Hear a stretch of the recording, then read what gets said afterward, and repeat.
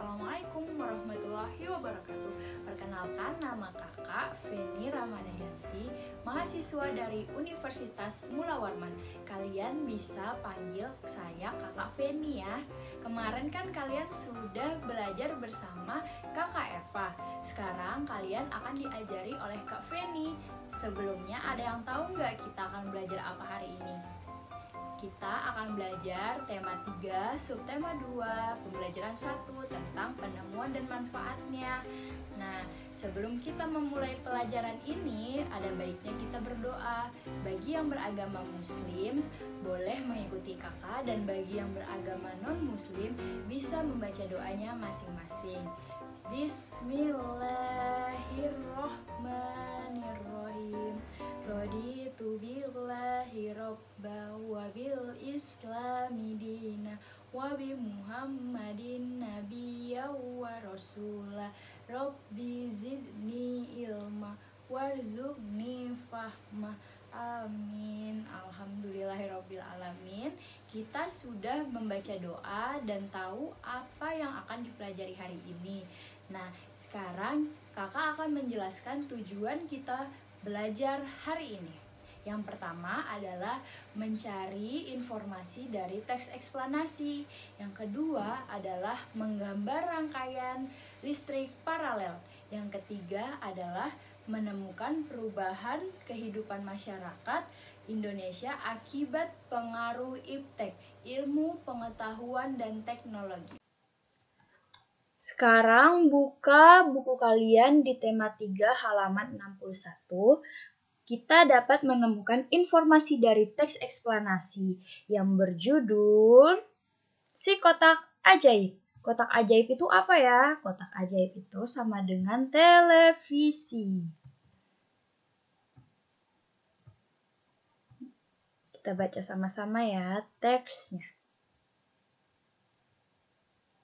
John Logie Baird lahir di Skotlandia 13 Agustus 1888.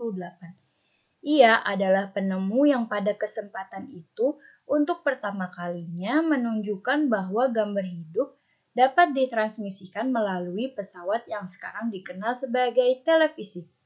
Prinsip kerja televisi secara umum adalah mengubah sinyal elektronik dan magnetik menjadi gambar dan suara. Sinyal tersebut berupa gelombang elektromagnetik, yaitu gelombang yang terdiri atas medan magnet dan medan listrik.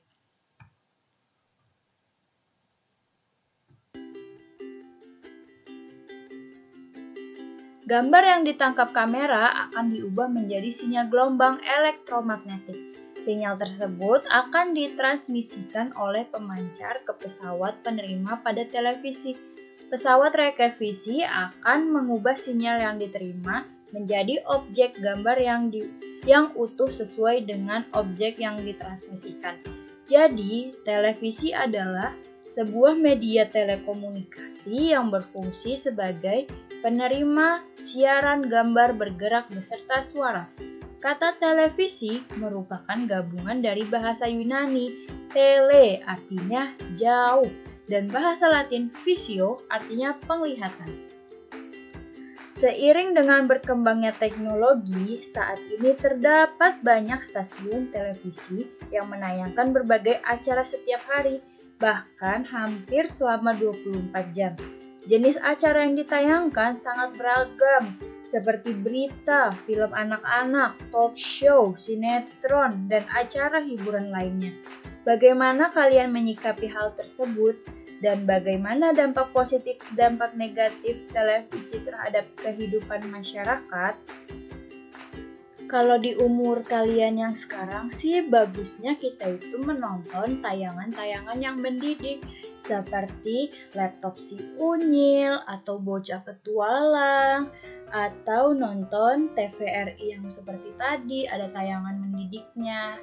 Nah, sekarang kakak akan memberitahu dampak positif bagi anak-anak yang menonton televisi.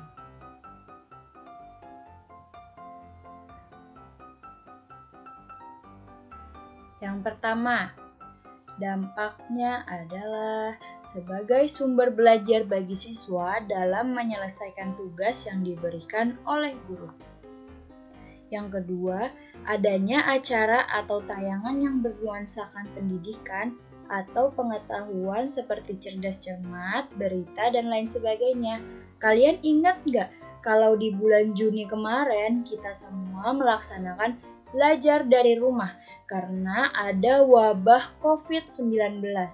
Nah, dari TVRI ini kita menjalankan tugas-tugas yang diberikan oleh pemerintah. Nah, ini tuh sebagai dampak positif penggunaan televisi bagi anak-anak. Selain ada dampak positif, televisi juga mempunyai dampak negatif bagi anak-anak. Nih, kakak liatin ya dampak negatifnya. Pertama, sikap meniru pada anak-anak semakin berbahaya. Ketika melihat tayangan yang tidak mendidik, setelah menonton tayangan televisi, mereka suka meniru apa yang telah mereka tonton. Yang kedua, pengaruh budaya luar yang tidak sesuai dengan norma Pancasila mudah sekali masuk ke pikiran anak-anak. Kalian boleh saja menonton yang budaya luar seperti K-pop atau sumber energi listrik. Lampu-lampu di rumah kalian juga menggunakan energi listrik. Sekarang kamu akan kembali menemukan cara membuat rangkaian paralel lampu sederhana menggunakan energi baterai. Rangkaian paralel adalah rangkaian listrik yang disusun berderet, di mana masing-masing lampu memiliki rangkaian tersendiri yang terhubung kepada sumber energi. Karena itu, apabila ada satu atau lebih komponen yang rusak atau dicabut, maka komponen lainnya akan tetap berfungsi tanpa gangguan sama sekali. Beda halnya dengan rangkaian seri, dia mempunyai satu rangkaian untuk menghubungkan dua lampu. Nah, kalau rangkaian paralel, dia mempunyai rangkaian yang berbeda untuk menyalakan dua lampu. Sekarang kita akan melihat bagaimana pembuatan rangkaian paralel secara sederhana.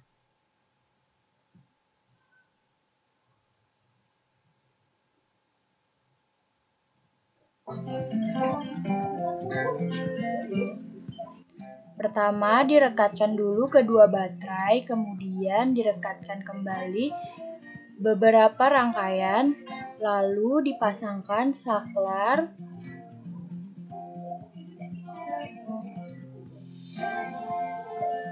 Dihubungkan saklar yang satu dan saklar yang lain. Kemudian kita akan hubungkan bola lampunya. Bola lampu untuk media paralel ini ada dua dan mempunyai rangkaian yang berbeda.